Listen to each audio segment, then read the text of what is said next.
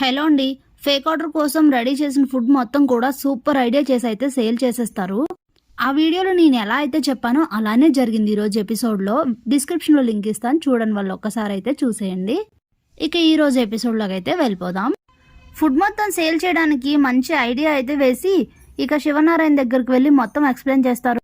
వంటలకు స్పెషల్ థాలీ అని చెప్పి సోషల్ మీడియాలో యాడ్ ఇద్దాం సార్. ఇలా వచ్చి తిన్న వాళ్ళలో అందరు బిల్స్ని తీసుకొని వెనకాతల అడ్రస్లు ఫోన్ నెంబర్లు రాసి లక్కీ డ్రా తీద్దాము. అందులో గెలిచిన వాళ్ళకి గోల్డ్ కాయిన్ అయితే ఒకరికి ఇద్దాము. లంచ్ టైం 3 hours కాబట్టి ఒక్కొక్క గంటకి ఒక్కొక్కరిని సెలెక్ట్ చేసి 3 members అయితే గోల్డ్ కాయిన్ ఇద్దాము.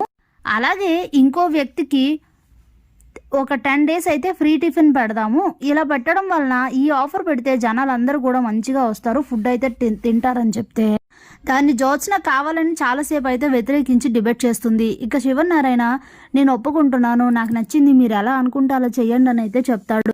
ఇక వెళ్ళి అనుకున్నట్లుగానే సోషల్ మీడియాలో యాడ్ ఇస్తే ఫస్ట్ జనాలు అయితే పెద్దగా రారు. తర్వాత సూరజ్ ఇంకో ఐడియా వేసి ఆఫీస్లో వర్క్ చేసే నాని ఉంటాడు కదా, ఆ నాని చేత అయితే ఒక వీడియో చేయిస్తాడు, సోషల్ మీడియాలో పోస్ట్ చేస్తాడు. నేను జోష్నా రెస్టారెంట్స్కి వెళ్ళి స్పెషల్ థాలీ తిన్నాను, సూపర్గా ఉంది. అయితే దాంట్లో నేను 10 days ఫ్రీ టిఫిన్ అయితే గెలుచుకున్నానని అయితే వీడియో చేస్తాడు. ఇక వీడియో చూసిన జనాలు జోష్నా రెస్టారెంట్స్ మీద అయితే ఫుల్గా దండయాత్ర చేస్తారు. చాలా మంది అయితే రావడం, అలానే ఫుడ్ అయితే స్పెషల్ థాలీ తింటూ ఉంటారు.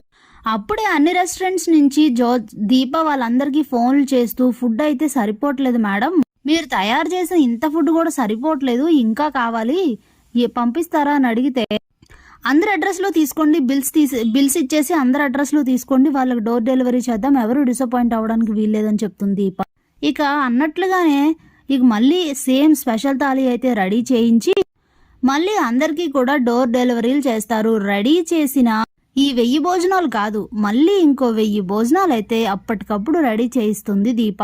దాంతో ఒక్కసారిగా జోష్నా రెస్టారెంట్స్ గ్రాఫ్ అయితే ఎక్కడికో వెళ్ళిపోతుంది. అలాగే మంచి క్రేజ్ కూడా వస్తుంది. దీప వంట చాలా టేస్ట్గా ఉంటుంది కాబట్టి జనాలందరూ కూడా ఆ టేస్ట్కి బాగా అలవాటు పడతారు. చాలా బాగుంది, ఇక నుంచి ఏ ఆర్డర్స్ ఇవ్వాలన్నా వాళ్ళకే ఇస్తాము, మీ రెస్టారెంట్స్కి ఇస్తామని చెప్పి అక్కడ ఫుడ్ తిన్న వాళ్ళందరూ కూడా అక్కడ మేనేజర్స్కి వాళ్ళందరికీ కూడా చెప్తూ ఉంటారు. దాంతో ఆ రివ్యూస్ వీళ్ళ వరకు, దీప వాళ్ళ వరకు వస్తాయి. ఇక ఈవినింగ్ అయ్యేసరికి అందరూ కూడా శివనారాయణ దగ్గరికి వెళ్ళి ఈ విషయం అయితే చెప్తారు. మేము రెడీ చేసిన 1000 కాదు, ఇంకో 1000 భోజనాలు ఇప్పుడు రెడీ చేస్తున్నాం, అందరికి డోర్ డెలివరీలు ఇచ్చేసాం, చాలా మంది ఫుడ్ రెడీ అవ్వలేదని చెప్పి వాళ్ళైతే వెయిట్ చేసి మరీ ఈ స్పెషల్ థాలీ టేస్ట్ చేశారు సార్. అలాగే వచ్చిన వాళ్ళందరూ కూడా ఇక నుంచి ఏ ఆర్డర్స్ ఉన్నా జోష్నా రెస్టారెంట్స్కి ఇస్తాము, ఒక్కసారిగా ఎంత టేస్టీ ఫుడ్ కుక్ చేయడం స్టార్ట్ చేశారు ఏంటి, ఏమైంది అని చెప్పి అందరూ అక్కడ అడుగుతున్నారండి. చాలా చాలా మంచి రివ్యూస్ అయితే వస్తున్నాయని చెప్తారు సూరజ్. ఇక ఈ మాటలన్నీ విన్న శివనారాయణకి ఏం మాట్లాడారో అస్సలు అర్థం కాదు. ఉదయం దీపన అయితే చాలా మాటలు అంటారు కదా, ఇక అవన్నీ గుర్తు తెచ్చుకొని బాధపడుతూ ఉంటారు. అప్పుడే మీరు ఎందుకు బాధపడుతున్నారో నాకు అర్థమైంది పెద్దయ్య గారు, మీరేం బాధపడొద్దు, ఆ పరిస్థితుల్లో ఉన్నప్పుడు, అలాంటి పరిస్థితి వచ్చినప్పుడు 20 లక్షల నష్టం వస్తుందంటే ఎవరైనా అలానే రియాక్ట్ అవుతారు. అవన్నీ మనసులోంచి తీసేసి ఇప్పుడు రెట్టింపు సంతోషాన్ని మీ మనసులో నింపుకోండి, ప్రశాంతంగా ఉండండి అని చెప్తుంది దీప. ఇక అప్పుడే శివనారాయణ అయితే జ్యోత్స్నను చూస్తూ ఏదైనా సమస్య వచ్చినప్పుడు మనకి వ్యతిరేక వ్యక్తి అని ఆలోచించకూడదు, ఉన్న పోటీదారు అని ఆలోచించకూడదు, ఉన్న అంత పెద్ద సమస్యను ఎలా పరిష్కరించాలని ఆలోచించాలి. అలాంటిది పోయి మీరు గెలవలేరని ఎత్తిపొడిచావు, వాళ్ళని హేళన చేశావు, కానీ వాళ్ళు స్పాంటివ్నెస్ గా రియాక్ట్ అయ్యి చూసావా ఎలాంటి ఐడియా చేసి ఫుడ్ ఎలా సేల్ చేశారో. వ్యాపారవేత్త ఉండాల్సింది మొదట ఆ లక్షణం, నీలో అదే లేదు, వెనక్కి తగ్గించే భావం తప్ప ఇంకేం లేవు నీలో అని చెప్తాడు. అప్పుడే శివనారాయణ ఒక ఆలోచన అయితే చేస్తాడు. అసలు ఈ స్పెషల్ థాలీని ఈ రోజనే కాదు, అసలు రోజు ఎందుకు పెట్టకూడదు, జనాలు రోజు ఇలా మనం రోజు ఆ థాలీ పెడితే రోజు జనాలందరూ కూడా వచ్చి మన ఫుడ్ టేస్ట్ చేస్తారు కదా, అప్పుడు మనమే ఎప్పటికీ నెంబర్ 1గా నిలిచిపోతాం కదా అని అంటే రోజుకు 3 గోల్డ్ కాయిన్లు ఎక్కడ తీసుకొస్తాం తాత అని అయితే అంటుంది జ్యోత్స్న. అప్పుడే సూరజ్, దానికి కూడా నా దగ్గర ఐడియా ఉంది, రోజు 3 గోల్డ్ కాయిన్లు ఇవ్వక్కర్లేదు, రోజుకి 1 గోల్డ్ కాయిన్ ఇస్తూ వీకెండ్స్లో అంటే సాటర్డే సండే 3 గోల్డ్ కాయిన్లు ఇద్దాము, ఫ్రీ టిఫిన్ సిస్టమ్ అనేది రోజు పెడదాము. నిజానికి ఇలా ఆఫర్స్ పెట్టినా కూడా మనకెంతో నష్టం రాదు. ఇలా తాళీ చేసి పెట్టడం వలన మనకి ఒక 1500 ఖర్చు అయితే మనం 2000 చార్జ్ చేస్తున్నాం కాబట్టి మనకి 500 అయితే లాభం ఉంటుంది. అలా లెక్కలేనంత మంది తింటారు కాబట్టి ఎంతో మంచి జరుగుతుంది. రెస్టారెంట్స్ మీరన్నట్టుగా నెంబర్ 1 నిలుస్తుంది సార్ అని అయితే చెప్తాడు సూరజ్. సూపర్ ఐడియా సూరజ్, నిజంగా నువ్వు చెప్పినట్లే చేద్దాం. ఇది ఎప్పుడు ఉంటుందని సోషల్ మీడియాలో యాడ్ ఇవ్వండి అని అయితే చెప్తాడు శివనారాయణ. ఇక దాంతో అందరూ హ్యాపీ. అలానే 2 రోజులు అయితే గడుస్తుంది. ఇక జ్యోత్స్న రెస్టారెంట్స్ గ్రాఫ్ పెరిగిపోతుంది. అలానే ఈ ఫుడ్ అంతా రెడీ చేసి ఇచ్చేది మాత్రం దీపా రెస్టారెంట్సే కాబట్టి వాళ్ళ గ్రోత్ అయితే మరింత పెరుగుతుంది. జ్యోత్స్న రెస్టారెంట్స్ గ్రాఫ్ అయితే 100 కాదు 200% అయితే పెరిగిపోతుంది. జ్యోత్స్న రెస్టారెంట్ మాత్రం అలా అన్ని రెస్టారెంట్స్ సమానంగా ఉంటుంది. దీపా రెస్టారెంట్ చాలా హైయెస్ట్లో అయితే ఉంటుంది.